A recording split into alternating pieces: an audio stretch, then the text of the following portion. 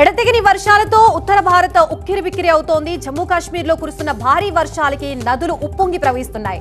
చినాబ్ కి పోటెత్తిన వరదలతో Ramban, బాగ్లీహర్, Hydraa electric power project 5 గేట్లు తెరిచి నీటిని వదిలేస్తున్నారు. పంజాబ్ వరదలతో అల్లాడుతోంది. వరదల తాటికి ఇప్పటి వరకు 30 మంది చనిపోయారు. 3.5 లక్షల మంది నిరాశ్రయులయ్యారు. 4 లక్షల ఎకరాల్లో పంట వరద పాలైంది.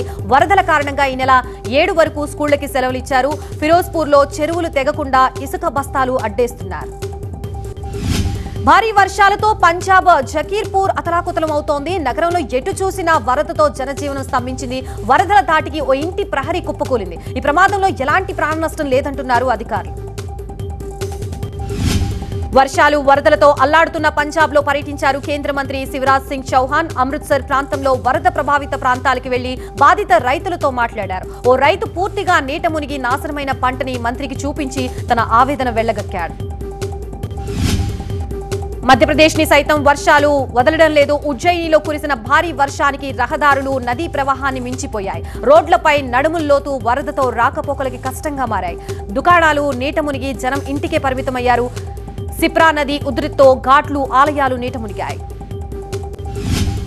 హిమాచల్ ప్రదేశ్ కులులో భారీ వర్షాలకి కొండ చర్యలు విరిగిపడి 2 ఇళ్లు ధ్వంసమయ్యాయి. శిథిలాల కింద చిక్కుకున్న వారి కోసం రెస్క్యూ కొనసాగుతోంది. పలు ప్రాంతాల్లో కొండ చర్యల దాటికి రహదారుల్ని మూసివేశారు.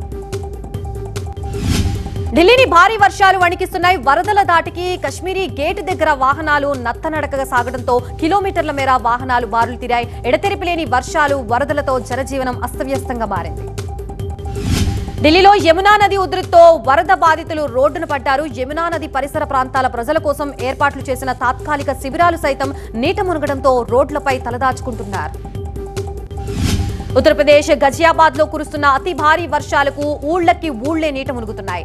ఇళ్లు, వాకిలి నీట మునిగి బాధితులు దిక్కుతోచని స్థితిలో పడ్డారు. భారీ వర్షాలకి ఇప్పటికే 10ల సంఖ్యలో చెరువులకి గండ్లు పడి వరద ఇళ్లని ముంచెత్తడంతో గండ్లు పూడ్చే ప్రయత్నం చేస్తున్నారు.